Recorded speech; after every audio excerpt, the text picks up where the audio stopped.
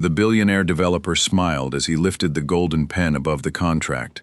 "Congratulations, everyone," Richard Vale announced, standing in front of the crowd gathered outside the old Miller family farmhouse. "Today, we officially begin the transformation of this forgotten piece of land into the most valuable community this county has ever seen." Applause erupted. Cameras flashed. Richard's son, Daniel Miller, stood beside him, wearing a designer suit and a proud smile. But then, an old wooden cane struck the pavement. Once, twice, everyone turned. Standing at the edge of the crowd was 72-year-old Thomas Miller, the man whose farm had fed this town for nearly 50 years. His clothes were simple, his boots were covered in mud, his hands still carried the scars of decades of hard work. Daniel looked at his father and laughed quietly. "Dad," he said, shaking his head, "you really came here to embarrass yourself?" The crowd went silent. Thomas slowly walked forward and placed a faded leather folder on the hood of Richard Vale's luxury car. "You can build your houses," Thomas said calmly. "You can bring your machines. You can spend millions buying everyone's support." He looked directly into Richard's eyes. "But you cannot move one truck onto this property," Richard laughed. "Mr. Miller, your farm is no longer yours. Your son sold it legally yesterday." Thomas looked at Daniel. The pain on his face was not anger. It was disappointment. "You didn't tell him, did you?" Thomas whispered. Daniel's smile faded. Richard frowned. "Tell me what?" Thomas opened the leather folder. Inside was a document older than anyone expected, a document with a signature that made the billionaire's confident expression disappear. "The only road leading to this entire development," Thomas said, holding up the paper, "belongs to me." The crowd gasped. Richard stepped closer. "That's impossible." Thomas looked around at the people who had watched him struggle, the neighbors who had believed he was defeated, and the son who had betrayed him. Then he said 5 words that changed everything. "You bought land with no road." Thank you to everyone who has been following these stories and supporting this channel. If you are listening for the first time, welcome. Make sure to like and subscribe so you never miss the next story. And everyone listening today, tell us in the comments where you are listening from. We would love to know how far this story has traveled. Now, let's return to Thomas Miller's story. For most of his life, Thomas believed family was the one thing money could never destroy. He had built Miller Farm with his own hands. The land was not just dirt and fences. It was where he buried his parents. It was where he taught Daniel how to ride a bicycle. It was where Daniel's mother, Evelyn, had planted hundreds of apple trees before she passed away 12 years earlier. Every corner of that farm carried a memory, and every year, Thomas believed he was protecting something that would one day belong to his son. But Daniel never saw the farm the way his father did. To him, it was an old property holding him back. While Thomas woke before sunrise to repair fences and feed animals, Daniel dreamed about luxury apartments, expensive restaurants, and the kind of lifestyle he saw wealthy people living online. After graduating college, Daniel moved to the city. At first, he visited often, then monthly, then only when he needed something. Thomas noticed the change, but he refused to believe his own son could become someone who valued money over family. That belief was his greatest weakness. 3 months earlier, Daniel arrived at the farm with Richard Vale. Richard was everything Thomas was not: young, powerful, confident. He arrived in a black SUV surrounded by assistants and lawyers. "This is a once-in-a-lifetime opportunity," Daniel told his father. "They want to purchase the land and develop it into a luxury community." Thomas shook his head. "No." Daniel looked surprised. "You didn't even hear the offer. I heard enough." "Dad, this farm is worth millions now." Thomas stared across the fields. "Some things are worth more than money." Daniel sighed. "That's exactly your problem. You think memories pay bills." Those words stayed with Thomas, not because they were cruel, because they revealed something painful. Daniel no longer understood him. Over the next few weeks, Daniel became more aggressive. He brought lawyers. He brought paperwork. He brought arguments. He even brought old family issues into the conversation. "You always said this farm would be mine one day," Daniel said. Thomas looked at him carefully. "Yes, But I never said you could destroy it. Daniel became quiet. Then he changed tactics. He became gentle. He apologized. He told his father he was only trying to secure their future. Thomas wanted to believe him. That was the mistake. Because while Thomas was preparing dinner for his son and hoping they could repair their relationship, Daniel was meeting Richard Vale's lawyers. Of signing documents, the betrayal happened quietly. No shouting, no dramatic argument. Just a signature on a piece of paper. A signature that sold the farm. A signature that removed Thomas from the place where he had spent his entire life. But Daniel made one mistake. He assumed his father knew everything about the land. He assumed an old farmer could never understand business. He assumed Thomas was weak because he was patient. He never realized patience was exactly what protected his father for decades. The night before the announcement, Thomas found the truth. He was cleaning out an old wooden cabinet in his office when he discovered a small envelope hidden behind a stack of farming records. It had his name written across the front. Not printed, handwritten, by his father. Inside was a letter and a copy of an old property agreement. Thomas read the first sentence 3 times. The access road connecting Miller Farm to the county highway shall remain under the ownership of Thomas Miller and his descendants. His hands trembled. The road, the one everyone used, the one Richard Vale's entire billion-dollar project depended on. Thomas had forgotten about it. But his father had not. And suddenly, the farm Daniel sold was no longer just a piece of land. It was a trap. The next morning, Thomas arrived at the ceremony. Not to beg, not to fight, not to stop them with anger.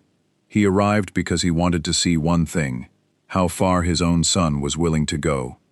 And when Daniel saw the old document in his father's hand, he finally understood. The man he thought he had defeated had been holding the one thing that could destroy the entire deal. Richard Vale stepped away from the crowd and lowered his voice. "You're making a mistake, Mr. Miller." Thomas folded the document carefully. "No." He looked at the billionaire. "The mistake was believing you owned what you never purchased." Richard's confidence disappeared, but before anyone could speak, Daniel's phone began ringing. He looked at the screen. His face changed, because the person calling was someone he never expected to hear from again. His father's old attorney, the man who had handled every legal document connected to Miller Farm for 40 years. Daniel answered, and after hearing only one sentence, all the color left his face. "Your father knows about the second agreement." Daniel stared at his phone. For several seconds he said nothing. Richard Vale stepped closer. "What did he say?" Daniel ended the call and slowly lowered the phone. His father stood only a few feet away, watching him, not smiling, not celebrating, just watching. Richard's voice sharpened. "Daniel, what did the lawyer say?" Daniel swallowed. "There's another agreement." Richard's face tightened. "What agreement?" Thomas closed the faded leather folder and tucked it beneath his arm. "That," he said quietly, "is something your lawyers should have discovered before handing my son millions of dollars." Richard turned toward him. "We conducted a complete title search." Apparently not complete enough. Several people in the crowd began whispering. A local reporter lifted her microphone. "Mr. Vale, does this mean construction cannot begin?" Richard ignored her. His attention remained fixed on Daniel. "You told me the property was clean." "It is," Daniel insisted. "The deed was valid." Thomas shook his head. "You still don't understand what you sold," Daniel snapped. "I sold the farm." "No." Thomas's voice remained calm. "You sold what you believed was the farm."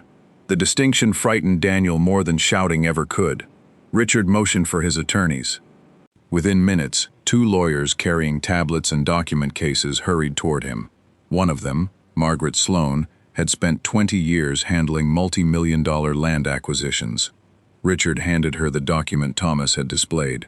"Tell me he's bluffing." Margaret read the first page. Then the second. Her expression changed. She looked at Thomas. "Where did you get this?" "My father." "This agreement was recorded?" Thomas nodded.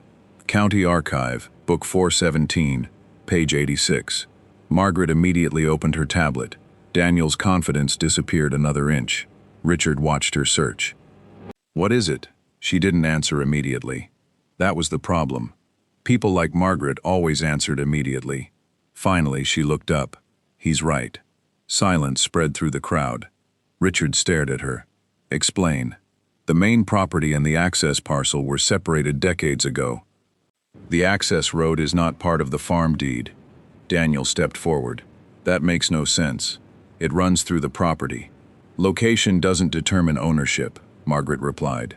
Richard's jaw tightened. So we bought landlocked property? Technically, there may be easement rights. Thomas spoke. There aren't? Margaret looked back at the records. Then she froze. Richard noticed. What? She turned the screen toward him. There was an easement. Daniel exhaled. See? Margaret continued. It expired 15 years ago. Daniel's relief vanished instantly. Richard looked toward Thomas. You knew? Thomas shook his head. Not until last night. That answer disturbed Richard even more, because it meant Thomas had walked into the ceremony with less than 12 hours to decide what to do. And somehow, the old farmer seemed more prepared than the billionaire surrounded by lawyers. Daniel stepped toward his father. Dad, we can work this out. Thomas looked at him. The softness that once appeared whenever Daniel said Dad was gone. You already worked it out. Daniel lowered his voice. You know what I mean? No, I don't. Daniel glanced toward the cameras. This doesn't need to become public. Thomas looked around. It became public when you invited reporters to celebrate taking my home. Several people in the crowd looked down. Some had applauded only minutes earlier. Thomas remembered their faces. He remembered who smiled when Richard called the farm forgotten. He remembered who laughed when Daniel mocked him. And he remembered one woman who had not laughed. Her name was Ellen Brooks. She had lived beside Miller Farm for 30 years. When Thomas's wife died, Ellen brought food every evening for nearly 2 weeks. When Thomas broke his leg years later, she helped manage the farm until he could walk again. Now she stepped out of the crowd. Thomas, she said, do you have somewhere to stay? Daniel rolled his eyes. He's not homeless. Thomas looked at his son. Not because you cared. That sentence landed harder than anything else. Daniel looked away. Richard interrupted. This family drama is irrelevant. Thomas turned toward him. Not to me. Richard adjusted his jacket. Fine. Let's discuss business. Thomas almost smiled. There it was. The language Richard understood. Money. Leverage. Control. Richard gestured toward the farmhouse. I'll purchase the road. No. Richard blinked. You haven't heard my offer. Thomas looked at Daniel. I heard enough offers from this family. Richard's patience thinned. 2 million. Murmurs spread through the crowd. Thomas said nothing. 3. Nothing. $5 million. Daniel stared at his father. Dad, take it. Thomas's eyes shifted toward him. Daniel continued. You can retire. You can buy any house you want. You won't have to work again. Thomas slowly approached his son. When your mother was dying, do you remember what she asked me? Daniel's expression changed. Don't. She asked me to keep this place in the family. I said don't. She planted those apple trees because she believed her grandchildren would eat from them someday. Daniel clenched his jaw. That was her dream, not mine. Thomas nodded. At least now you admit it. Daniel looked around at the watching crowd, embarrassed. You always do this. You make everything emotional. Thomas stared at him. You sold your mother's home behind my back. Daniel raised his voice. I was trying to build something bigger. No. Thomas's voice remained quiet. You were trying to prove you were bigger than where you came from. Daniel went silent. Richard stepped between them. 5 million for the road. Thomas looked at him. No. 10. The crowd gasped. Even Margaret Sloane turned toward Richard. Thomas remained still. $10 million. More money than he had ever imagined possessing. For 1 second, Thomas pictured himself accepting it. He could walk away. Buy a quiet house, travel, never wake before sunrise again, never repair another fence, never worry about another harvest. Then he looked toward the apple trees Evelyn had planted. Money could buy another house, but it could not buy another past. No, Richard stared at him with disbelief. You're refusing $10 million out of spite? Thomas shook his head. I'm refusing because you still think everything has a price. Richard's expression hardened. And for the first time, Thomas saw the version of Richard Vale that existed underneath the polished interviews and charitable donations. A man who did not like hearing no. Richard stepped closer. "Be careful, Mr. Miller." Margaret immediately looked toward him. "Richard," he ignored her. "You own a road. Congratulations. But I own companies. Attorneys, politicians, contractors, banks. You think one old document makes you powerful?" Thomas tightened his grip on the folder. "No," Richard smiled. "Good," Thomas continued. "I think your fear does." The smile disappeared. The crowd went silent again. Richard leaned toward him. "I will get access to that property. Then I suggest you learn to fly." Someone in the crowd laughed. Richard turned sharply. The laughter stopped. Thomas began walking away. Daniel hurried after him. "Dad!" Thomas kept walking. "Dad, stop!" Daniel caught his arm. Thomas looked down at his son's hand. Daniel immediately released him. "We need to talk privately." "You had months!" "You don't understand what happens if this deal collapses." Thomas studied him. "What happens?" Daniel's eyes moved toward Richard. For the first time, Thomas saw something unexpected in his son. Fear. Not embarrassment, not anger. Fear. Daniel lowered his voice. "I already spent part of the money." Thomas frowned. "How much?" Daniel didn't answer. "How much, Daniel?" "Almost all of it." Thomas stared at him. "That fast?" "It wasn't just spending." "What did you do?" Daniel glanced toward Richard again. "I invested in one of Vale Development's projects." Thomas felt his stomach tighten. Daniel continued. "They promised returns, huge ones. Richard said once this development started, I'd become a partner." Thomas finally understood. The purchase money had not simply made Daniel wealthy, it had tied him directly to Richard. "How much did you put in?" "6 million. Thomas stared at him. "You sold the farm for 6 million?" "8. And invested 6 back into his company." Daniel nodded. Thomas looked toward Richard Vale.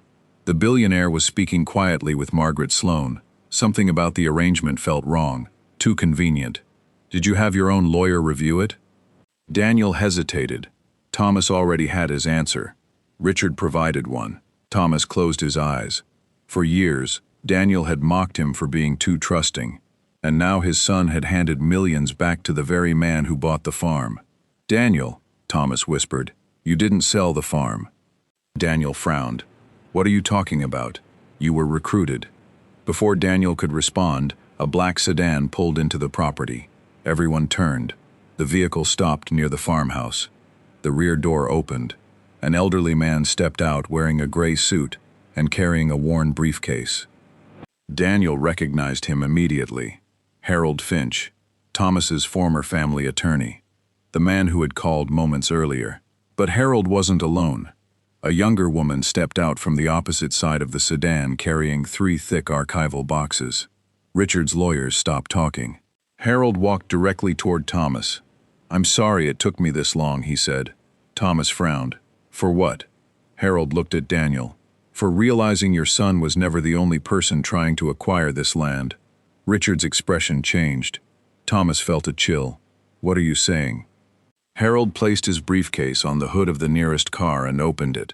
Inside were copies of letters, contracts, maps, and payment records stretching back more than 20 years. He removed one document. Richard Vale's company first attempted to purchase Miller Farm 18 years ago. Thomas stared at him. "That's impossible. I never spoke to him." "You didn't." Harold looked toward the old farmhouse. "Evelyn did." Thomas stopped breathing. Daniel's face went pale. "My mother?" Harold nodded. "And she refused them." Thomas's hand began trembling. Harold reached into the briefcase again and removed a sealed envelope. Across the front was handwriting Thomas recognized instantly, Evelyn's handwriting. His wife had been dead 12 years. Thomas stared at the envelope. "What is that?" Harold handed it to him. "Something Evelyn made me promise I would give you only if someone ever tried to take the farm." Thomas slowly opened it. Inside was a single handwritten letter. The first line made his knees weak. "Thomas, if you are reading this, then they finally came back for the land." He looked toward Richard Vale, and suddenly, this was no longer about Daniel's betrayal. It had started years before Daniel ever signed anything. Thomas read Evelyn's letter twice, then a third time. Around him, the crowd seemed to disappear. Richard Vale, Daniel, the reporters, the lawyers. Even the sound of the wind moving through the apple trees faded beneath the memory of his wife's handwriting.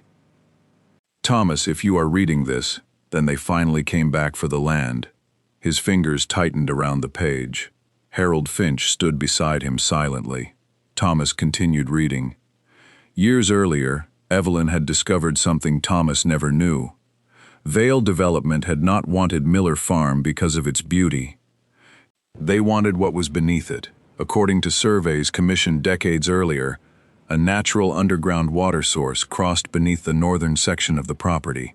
It was large enough to supply thousands of homes, and more importantly, it was privately controlled. In Evelyn's letter, she explained that Richard Vale's father had approached her years ago with an offer. She refused. Then another offer came. Then pressure. Then warnings. Evelyn had never told Thomas because she knew he would confront them immediately. Instead, she worked quietly with Harold. She separated the access road from the farm deed, she preserved the water rights, and she created an agreement that ensured no future transfer of the main property automatically transferred access to either one.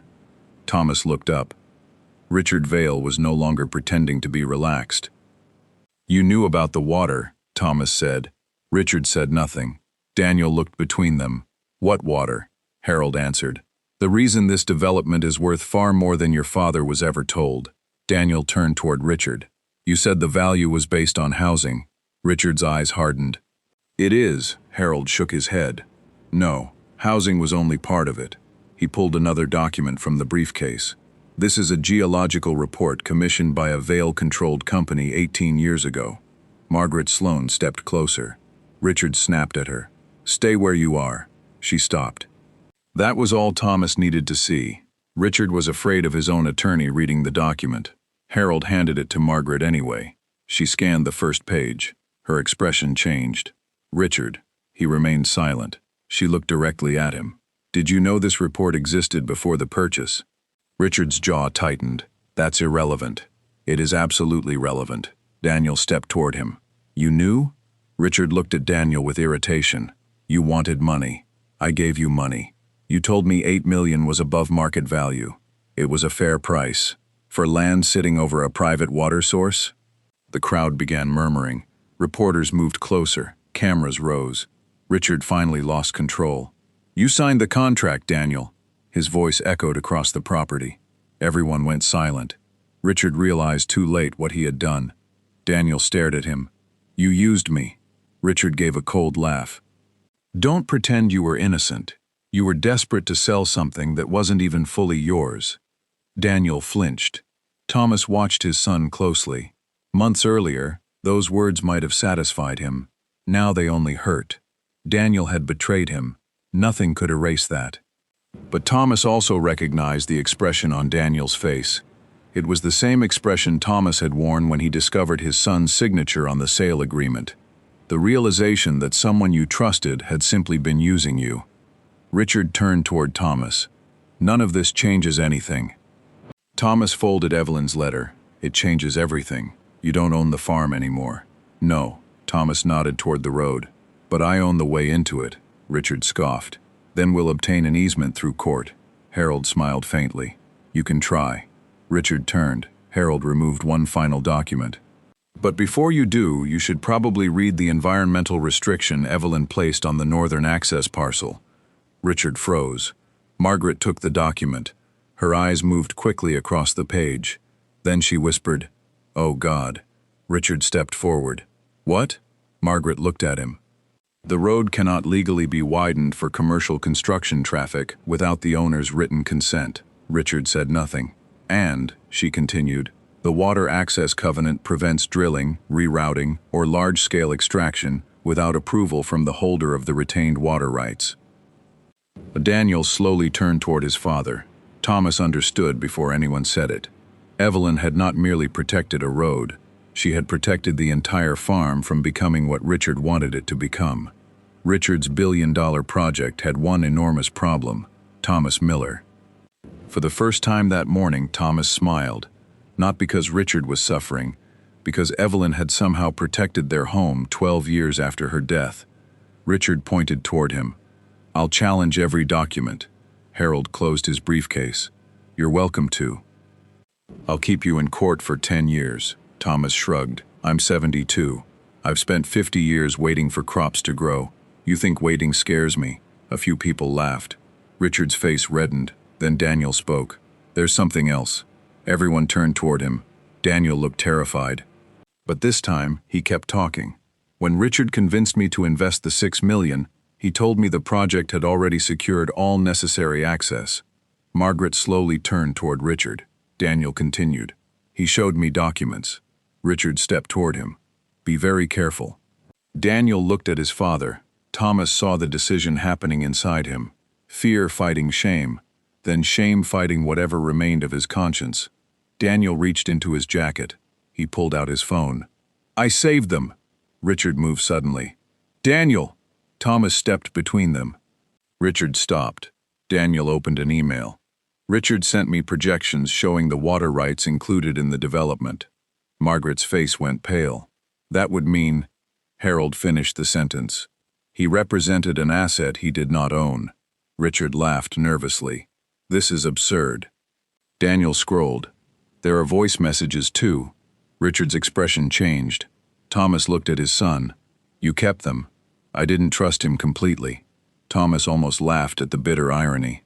Daniel had not trusted Richard, but he had trusted him enough to betray his own father. One reporter shouted, "Mr. Vale, did you knowingly misrepresent ownership of the water rights to investors?" Another followed. "Were investors told the property had secured commercial access?" Richard turned toward his security team. "We're leaving." His assistants moved quickly. But Margaret Sloan did not follow, Richard noticed. "Margaret," she closed her tablet. "I'll contact you through independent counsel." The words struck him harder than anything Thomas had said. "You work for me." "Not anymore." Richard stared at her. Around him, phones were recording everything. The billionaire who had arrived expecting applause now stood surrounded by questions he could not answer. He pushed through the crowd and climbed into his SUV. The vehicle started, then stopped at the entrance. Thomas looked toward the old wooden gate. Ellen Brooks stood beside it. Richard's driver lowered the window. "Open the gate." Ellen looked toward Thomas. Thomas slowly walked down the road. Richard stepped out of the SUV. "This is ridiculous." Thomas stopped beside the gate. Years of memories flooded back. Daniel learning to ride his bicycle there. Evelyn waving goodbye from the porch. Farm trucks coming in before sunrise. His father teaching him how to repair that same wooden fence. Richard pointed at the road. "You can't imprison us here." Thomas opened the pedestrian side gate. "You're free to walk." The crowd erupted with laughter. Richard stared at him in disbelief. "What about my vehicles?" Thomas looked at the billionaire's fleet of black SUVs. Then he repeated Richard's own words from earlier. "Your problem is thinking everything belongs to you." Richard's face hardened. Eventually, the SUVs were allowed to leave, after Harold documented that their presence had been invited before the dispute.